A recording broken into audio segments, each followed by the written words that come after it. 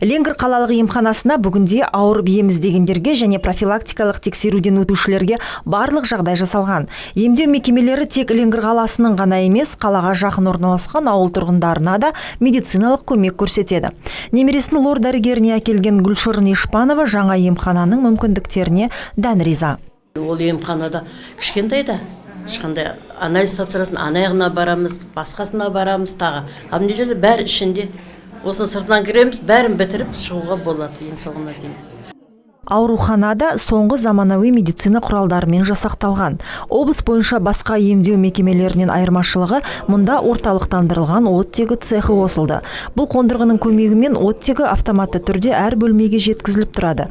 Науқастың жағдайына байланысты оттегі беруді реттеуге мүмкіндік бар. Жансақтау бөлімінде жатқан 74 жасар кісі түн ортасында жүрегінің соғысы жиілеп, тынысы тарылып, өте қиын жағдайда түскен екен. Жаңа қондырғылардың көмегімен оның өмірін арашалап қалуға мүмкіндік туды. Бұрын ескі ауруханада бізде болған жоқтығын, қазір орталықтандырған өзіміздің станциямыз бар, сол жерден кислород жасап, прямо тура осы жерге беріледі. Барлық аурухана осымен қамтамасыз етілген. Тағы бір жаңалық азот буымен емдейтін крион құрылғысы.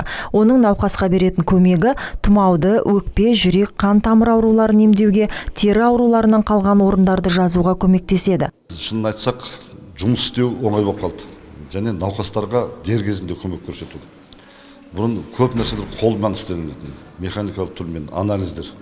Оның результатын 1,5 сағат, 2 сағат, 3 сағатқа күтетінбіз. Қазіргі аппаратураларда жалпы қан анализі, жалпы кіші дәрет, несеп анализдері, биохимиялық анализдар, оның результаттары 1,5-2 минутта шығады. Соңғы 3 жылда қалалық ауруханаға Ленгір қаласына жақын орналасқан елді мекендерден 45 мыңдай тұрғын қаралып жатыр. Олардың барлығына тиісті ем шаралары көрсетілуде. Айта кету керек, ем қабылдап жатқан науқастардың жартысы ауыл тұрғындары.